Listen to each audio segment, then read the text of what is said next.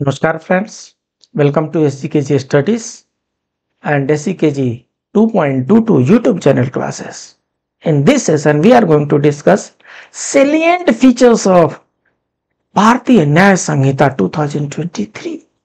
जी हाँ, जिसे हम आज तक इंडियन पेनल कोड के नाम से जाना करते थे, वो इंडियन पेनल कोड रिपील हो चुका है। उसके जगह पे भारतीय न्याय संहिता आ चुका है, भारतीय न्याय संहिता 2023, और ये 1 जुलाई 2024 से it is coming in force. So अभी फोर्स में आईपीसी ही है, लेकिन भारतीय न्याय संहिता 2023 25 दिसंबर को पास हो चुका है, और 1 जुलाई 2024 से it is going to be enforced in Indian courts. So there is a drastic change, drastic shifting in the Indian judiciary system from the colonial view to recent views. ठीक है? So ये जो 3 विधान बदले गए हैं, उसमें भारतीय न्याय संहिता 2023 है, जिसको बीएनएस कहेंगे। यहां से हम आईपीसी के जगह पे बीएनएस यूज करेंगे। भारतीय नागरिक सुरक्षा संहिता है, जिसके लिए बीएनएसएस है, और भारतीय साक्ष्य अधिनियम है, जिसे बीएसए कहेंगे। सो इसमें कहीं भी इंग्लिश टर्मिनोलॉजी नहीं है, ये सब हिंदी टर्मिनोलॉजी है। भारतीय न्याय संहिता ये इंग्लिश में भी रहेगा, ये हिंदी में भी रहेगा।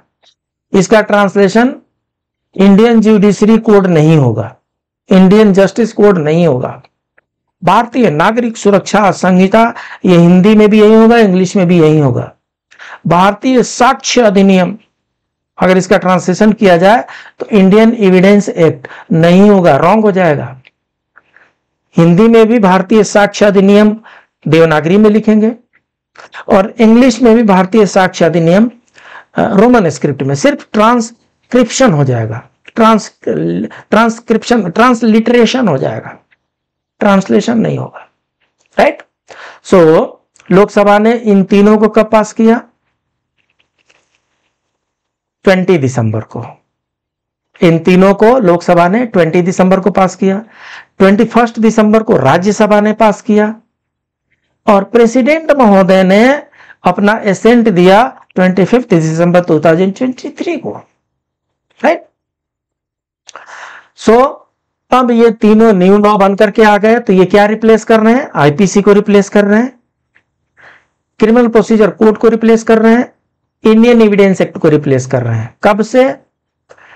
The 3 new criminal law that were passed by Parliament in 2023 will come into for effect from 1 July 2024.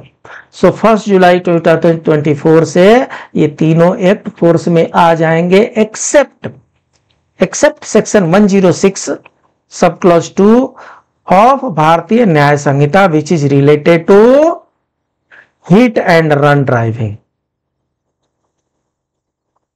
सिर्फ इस सेक्शन को छोड़ करके बाकी ये पूरे तीनों, ये दोनों कोड और ये अधिनियम 1 जुलाई 2024 से फोर्स में आ जाएंगे। राइट? सो अब हम आईपीसी के बारे में जान लेते हैं। पुराना आईपीसी अभी क्या हो गया? बीएनएस, भारतीय न्याय संहिता। अब से हम बीएनएस, आईपीसी भूल जाइए, अब बीएनएस भारतीय न्याय संहिता। ये नया भारत है साहब, यहां पर कॉलोनियल पीरियड की टर्मिनोलॉजी की भी आवश्यकता नहीं है। इसलिए अब इंडियन पेनल कोड को भूल जाइए, अब आ रहा है भारतीय न्याय संहिता 2023। क्या क्या बदलाव इसमें आए हैं? और इसमें बहुत सारे रिफॉर्म किए गए हैं। जो पहले वाला इंडियन पेनल कोड 1860 का हुआ करता था, उसमें बहुत सारे चेंजेस किए गए हैं, बहुत सारे रिफॉर्म किए गए हैं। इसमें से deletion of sections and offences, कुछ सेक्शंस को और कुछ ऑफेंसेस को डिलीट किया गया है। एडिशन ऑफ न्यू ऑफेंसेस, कुछ ऑफेंसेस को ऐड किए गए हैं, न्यू ऑफेंसेस को।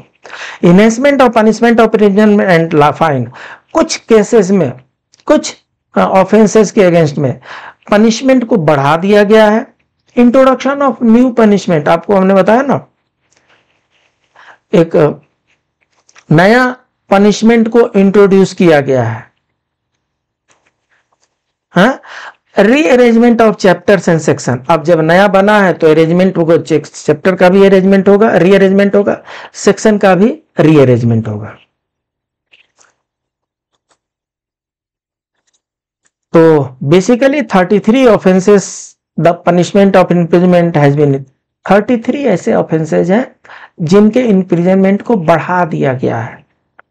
83 ऑफेंसेज ऐसे हैं जिनमें फाइन को बढ़ा दिया गया। 500 रुपये फाइन हुआ करता था, 1000 फाइन हुआ करता था, कोई भी फाइन देकर के और ऑफेंस करता रहता था, फाइन को भी बढ़ा दिया गया है। 23 offences the mandatory minimum punishment has been introduced. IPC में जनरली लिखा जाता है कि सोनसो क्राइम का maximum punishment 3 year, maximum punishment 5 year, maximum punishment 10 year, ऐसे मेंशन किया हुआ था। इसमें क्या किया गया है, 23 ऑफेंसेस को में मेंशन किया गया कि मिनिमम इतना पनिशमेंट होगा। That means court can not go below that one. Minimum 3 year, minimum 5 year, minimum 10 year, उससे नीचे कोर्ट नहीं जा सकते, उससे ऊपर ही जाना पड़ेगा। In 6 offences the punishment of community service has been introduced.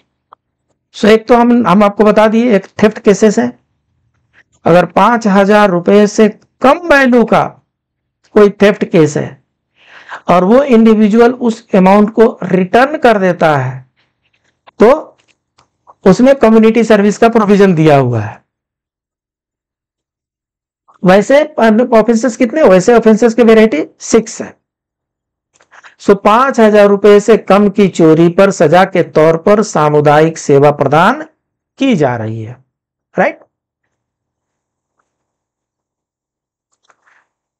तो आप देखिए comparative magnitude of reforms IPC और बीएनएस में क्या क्या फर्क है।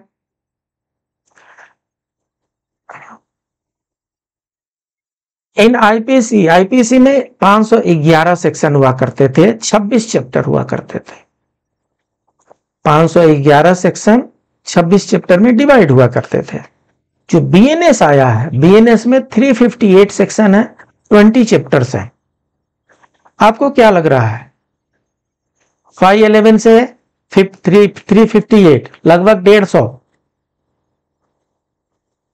गायब कर दिए हैं। कोई ओमिशन हो गया। एक्चुअली जब ध्यान से आईपीसी देखेंगे तो आईपीसी में सेक्शन 6 से लेकर के और कुछ 50-51 तक, सेक्शन 6 से लेकर के 55 तक, सेक्शन 6 से लेकर के लगभग 52 तक, मान लीजिए 52 तक होगा। सेक्शन 6 से लेकर के 52 तक डेफिनेशन दिया हुआ था। जबकि इंडिया में जो एक्ट बनाए जाते हैं, अधिनियम बनाए जाते हैं, उसमें जनरली सेक्शन 2 होता है और सेक्शन 2 डेफिनेशन क्लॉज होता है और उसमें ABCDEFGH 1 2 3 4 होता है। इसमें मेन सेक्शन को ही सेक्शन 6 ऑनवर्ड से डेफिनेशन दे दिए गए थे। उसको क्या किया गया, बीएनएस में सेक्शन 2 में 1 2 3 4 अलग से कर दिया गया है। सो बहुत सी जगहों पर जहां इंडिपेंडेंट सेक्शन देने की आवश्यकता नहीं थी, वहां पर जो दे दिया गया था उसको हटा करके इसको सब सेक्शन में डाल दिया गया। तो इस तरीके से बहुत से जो सब क्लॉज थे, जो मेन थे, उनको काट करके एक में डाल दिया गया और इसीलिए ये 358 सेक्शन में हुआ है। चैप्टर 26 थे, उनसे कम करके चैप्टर 20 हो गया है, right. Incomplete category of offences, क्या क्या इनकम्प्लीट कैटेगरी ऑफ ऑफेंस होते हैं। अटेम्प्ट, किसी ने किसी को शूट किया, बगल से गोली निकल गई, लगा ही नहीं। किसी ने किसी को धक्का दिया नदी में डुबाने के लिए, वो डूबा ही नहीं। किसी ने छत पर से किसी को धक्का दिया, वो मरा ही नहीं।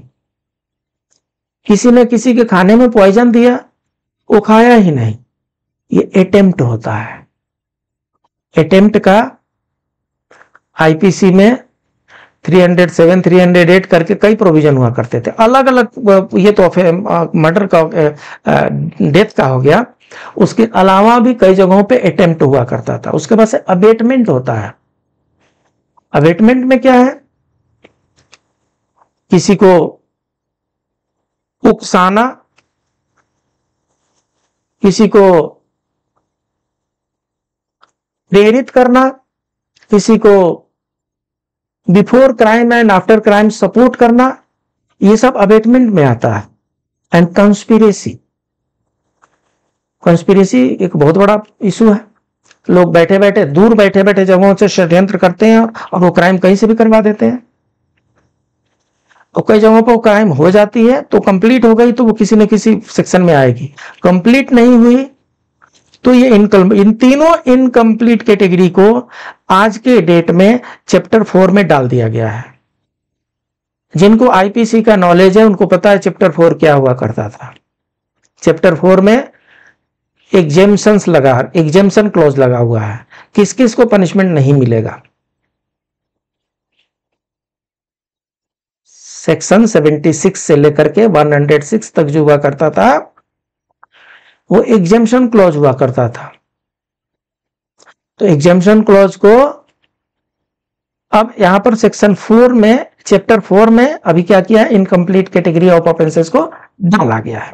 ठीक, डिलीटेड सेक्शन, कुछ सेक्शन डिलीट भी हुए हैं।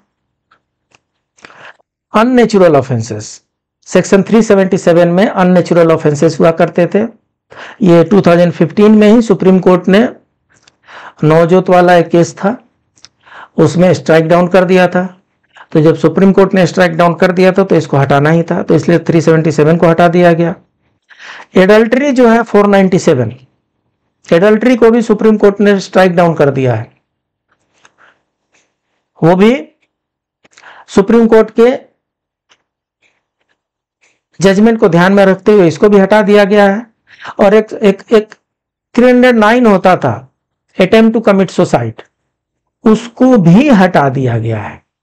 पूर्ण रूप से उसको नहीं हटाया गया है, इसलिए उसको यहां पर मेंशन नहीं किया, उसमें सब क्लॉज एक है। अदरवाइज 377 एंड 497 को रिपील कर दिया गया है। आपका चैनल एसजीकेजी स्टडीज, इसको लाइक करें, सब्सक्राइब करें, अपने दोस्तों के बीच में शेयर करें। तो आइए देखते हैं भारतीय न्याय संहिता में मुख्य रूप से क्या क्या चेंजेस हुए हैं। तो मुख्य रूप से जो चेंजेस हुए हैं इसमें कुछ न्यू ऑफेंस को ऐड किया गया है, जैसे promise to marry, criminalising deceitful promise to marry. So अगर कोई झूठा वादा करता है किसी लड़की के साथ कि हम आपसे विवाह कर लेंगे और उसके साथ कुछ कुकृत्य करता है, उसको न्यू ऑफेंस में ऐड किया गया है। मॉब लिंचिंग, कोई भीड़ इकट्ठी होकर के और किसी को पीट पीट करके हत्या कर दे, उसको क्राइम, उसको ऑफेंस में रिकॉग्नाइज किया गया है। ऑर्गेनाइज्ड क्राइम एंड टेररिज्म का अलग से इसमें मेंशन किया हुआ है। Attempt to suicide, criminalizes attempt to commit suicide with intent to compel or restrain any public servant। कई बार क्या होता है ना, मैं अपनी जान दे दूंगा नहीं तो मेरी बात मान लीजिए, घर तक तो ठीक है, लेकिन अगर किसी पब्लिक सर्वेंट के सामने ये आप धमकाते हैं, जैसे कलेक्टेरिएट के सामने बैठ गए, बोले अगर हमारी बात नहीं मानी जाती तो हम आत्मदाह कर लेंगे। अटेम्प्ट टू कमिट सुसाइड हुआ ना, किस पर्पज से, किसी गवर्नमेंट सर्वेंट को धमकाने के पर्पज से, इसको क्राइम रिकॉग्नाइज किया गया है। अटेम्प्ट टू कमिट जो 309 में था उसको रिपील कर दिया गया, लेकिन attempt to commit suicide to compel और restrain any public servant from discharging official duty has been recognised as an offence. Community service, ये एक तरह का रिफॉर्म है और कम्युनिटी सर्विस को इसमें ऐड किया गया है। अदर मॉडिफिकेशन क्या है, fake news, criminalisation of publishing false and misleading information. ये तो इंडिया में इनकी भरमार है और इनको तो पकड़ करके बढ़िया से इनको न्याय के कटघरे में लाना चाहिए, क्योंकि इंडिया में बहुत लोगों की संख्या बढ़ गई है जो कुछ भी फैला करके, कुछ इंफॉर्मेशन फैला करके, कुछ न्यूज फैला करके भाग जाते हैं। हाँ, हिट एंड रन वाली केस ये भी है।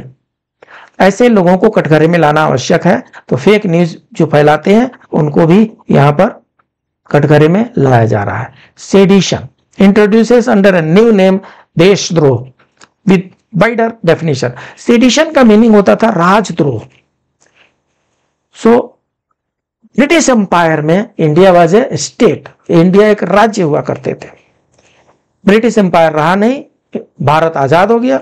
तो जब आजाद हो गया तो देश हो गया, तो राजद्रोह खत्म कर दिया गया है, देशद्रोह को इंट्रोड्यूस किया गया है।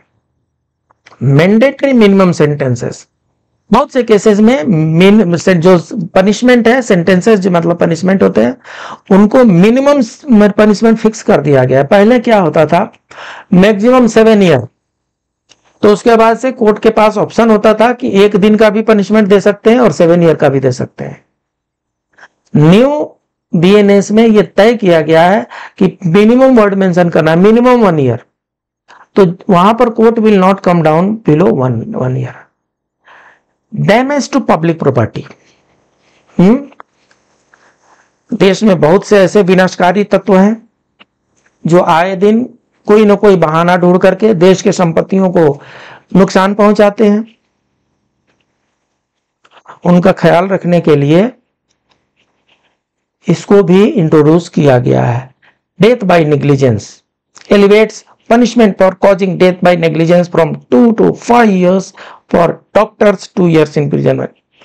So by negligence अगर डेथ होता है तो वो 2 से 5 साल का पनिशमेंट का प्रोविजन इसमें किया गया है। कुछ सेक्शंस को डिलीट भी किए गए हैं। अननेचुरल सेक्सुअल ऑफेंसेस जो सेक्शन 377 में है, जिसमें होमोसेक्सुअलिटी भी है, अननेचुरल सेक्सुअल एक्टिविटीज है, उनको रिपील कर दिया गया है क्योंकि सुप्रीम कोर्ट ने पहले ही स्ट्राइक डाउन कर दिया था। एडल्ट्री को अपेक्स कोर्ट जो सुप्रीम कोर्ट है उसने स्ट्राइक डाउन कर दिया था, इसलिए इसको रिपील कर दिया गया। ठग्स सेक्शन 310 में ठग एक टर्मिनोलॉजी आया करता था, मुझे नहीं याद कि पिछले किसी 30-40 साल में इस सेक्शन के अंतर्गत किसी को चार्जशीट रेज हुआ हो चाहे पनिश हुआ हो। यह अननेसेसरी का सेक्शन हो गया था, इसलिए इसको रिपील कर दिया गया। Gender neutrality, some laws dealing with children modifies to bring gender neutrality. So gender neutrality का हम इसमें चर्चा और आगे बढ़ के करेंगे। जब आईपीसी में चर्चा होता था तो वहां पर पर्सन का मतलब, जेंडर का मतलब मेल और फीमेल, ही और शी होता था। अभी इस बीएनएस में जेंडर में ही भी होगा, शी भी होगा एंड न्यूट्रल भी होगा, उसके बीच वाले भी, ट्रांसजेंडर भी होंगे। 3 तरह के जेंडर का उसमें डिस्कशन किया हुआ है। क्रिमिनल रिस्पॉन्सिबिलिटी एज डिस्क्रिपेंसी है, inconsistency in child offences definition, इसको भी अभी रूल आउट करना पड़ेगा। Retention of IPC provision on rape, so जो आईपीसी का जो रेप का प्रोविजन था और सेक्सुअल हरासमेंट का सेक्शन 350 में था, 354 में, रेप का 376 में था।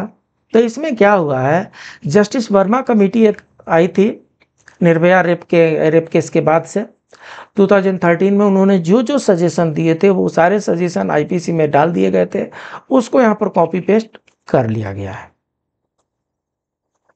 तो इस तरीके से हम ये देख रहे हैं कि भारतीय न्याय संहिता में न्यू ऑफेंस कुछ ऐड किए गए हैं जो ऑर्गेनाइज्ड क्राइम है, ऑफेंसेस इफ टेररिज्म एक्ट है, पेटी ऑर्गेनाइज्ड क्राइम्स भी है, acts endangering sovereignty, unity and integrity of the India है, स्नैचिंग को ऐड किया गया है, छीन करके भागना, छीन करके फेंकना, मिसचिफ करके एक टर्मिनोलॉजी होता था आईपीसी में, लेकिन उसमें छीन के भागने वाला प्रोविजन नहीं था, ये स्नैचिंग है। स्नैचिंग को यहां पर इंट्रोड्यूस किया गया है। सो ये तो ओवरव्यू रहा, थोड़ा सा डिटेल में देख लेते हैं। डिसीटफुल प्रॉमिस टू मैरी, इसमें क्या कह रहे हैं, इसमें क्लॉज 69 है। Clause 69 addresses the love jihad narrative criminalising deceitful promises to marry. So deceitful promise to marry में अपना नाम बदल करके, अपना धर्म बदल करके, मतलब दूसरा बता करके, अपना जो धर्म है उसके बदले में दूसरा धर्म बता करके, अपना जो रियल नेम है उस नेम के बदले कुछ दूसरा नेम बता करके, और सिर्फ उसके उसके जो शारीरिक सुख के लिए ये झूठे वादे करने कि हम आपसे मैं विवाह कर लेंगे, क्रिमिनलाइज किया गया इसको। Criminalizes consensual sexual activity through the provision on sexual intercourse not amounting to the offense of rape. Targets false promises of marriage. सो विवाह के झूठे वादे किए जाते हैं, उनको क्रिमिनलाइज किया गया है। विवाह के झूठे वादे पर एम्प्लॉयमेंट, प्रमोशन, इंड्यूसमेंट या आइडेंटिटी छुपा करके विवाह करने का प्रॉमिस करना या विवाह कर लेना, इन सब को कटघरे में लाया गया है BNS द्वारा। Provision on mob lynching, mob lynching की बात हम आपको बता ही दिए। It codifies offences related to mob lynching and hate crime models. कुछ लोग इकट्ठा होकर के और किसी अनजान को पीट करके उसकी हत्या कर देते हैं। So punishment extends from life imprisonment to death. ये भी एक तरह का मर्डर ही है, तो इसलिए इसके लिए भी इम्प्रिजनमेंट से डेथ तक का प्रोविजन किया गया है।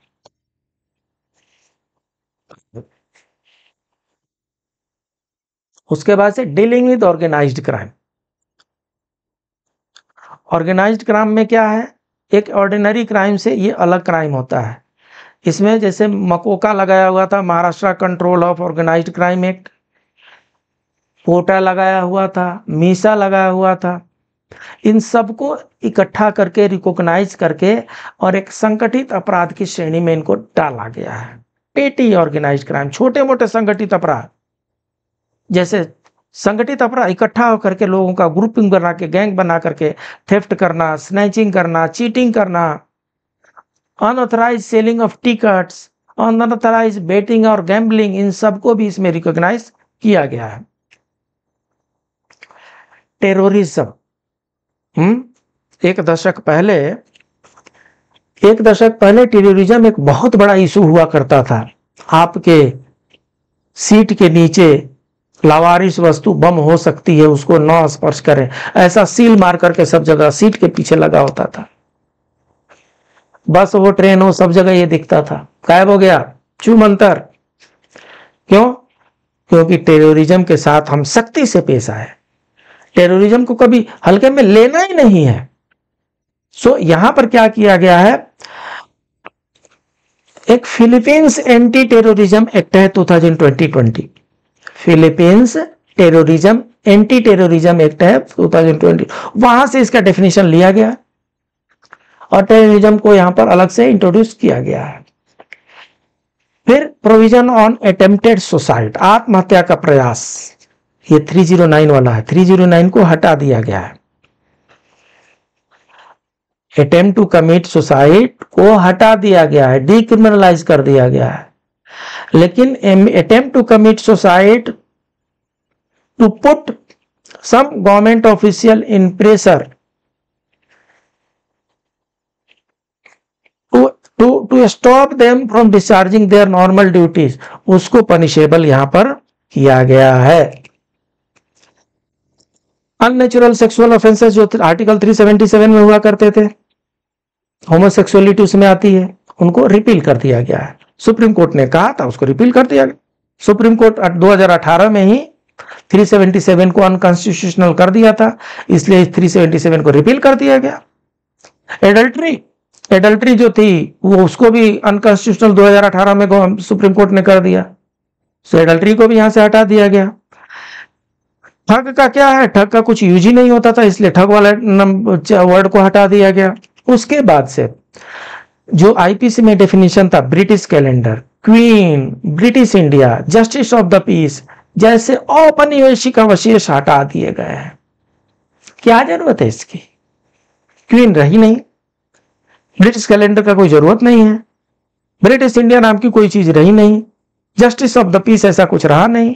तो जितने भी गुलामी की मानसिक शब्दावली यहां पर थी, उन सबको हटा दिया गया है और अभी स्वतंत्र भारत का चित्र यहां पर दिखाया जा रहा है।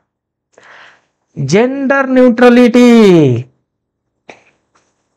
इस एक्ट को जेंडर न्यूट्रल बनाया गया है और जब वहां पर जेंडर का डेफिनेशन दिया गया है तो उसमें मेल और फीमेल के अलावा ट्रांसजेंडर को भी शामिल किया गया है। फेक न्यूज वालों को, मिसलीडिंग इंफॉर्मेशन वाले को क्राइम के रूप में इसको रिकॉग्नाइज किया गया, ऑफेंस के रूप में इसको रिकॉग्नाइज किया गया है। सेडिशन जो पहले राजद्रोह हुआ करता था, राजद्रोह को हटा करके देशद्रोह लाया गया है और बहुत से ऐसे एक्ट, बहुत से सेक्शंस हैं जहां पे मैंडेटरी मिनिमम सेंटेंस को इंट्रोड्यूस किया गया है।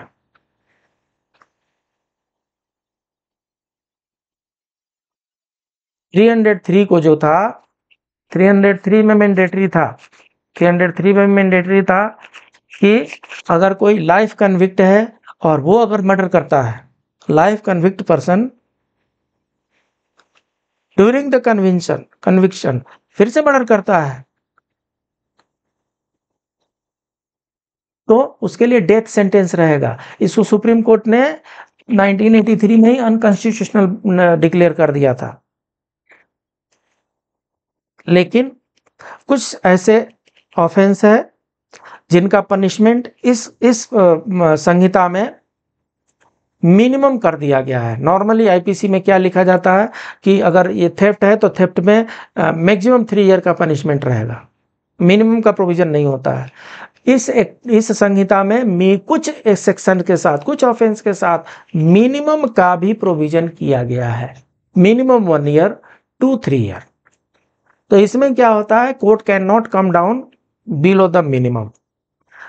वो जो ऑफेंस है, ऑफेंस की जो सीरियसनेस है उसको ध्यान में रख करके ऐसा किया गया है।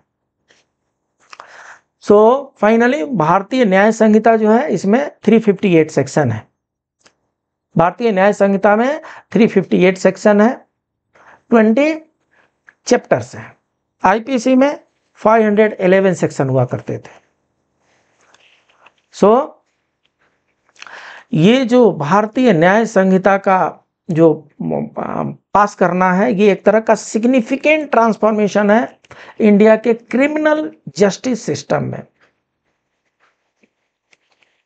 यहां पर भारत की अपनी आइडेंटिटी दिखाई जा रही है। इसमें जो भी शेड थे कॉलोनियल लिगेसी के, वो सबको हटा दिया गया है। अब जो संहिता बनी है वो भारत की अपनी संहिता है, स्वतंत्र भारत की अपनी संहिता है और ये 1 जुलाई 2024 से फोर्स में आने वाली है। राइट। आपका दूसरा चैनल एससीकेजी 2.22, इसको लाइक करें, सब्सक्राइब करें, अपने दोस्तों के बीच में शेयर करें। मिलते हैं अगले क्लास में, तब तक के लिए please keep on revising SCKG studies and SCKG 2.22 YouTube channel classes. नमस्कार।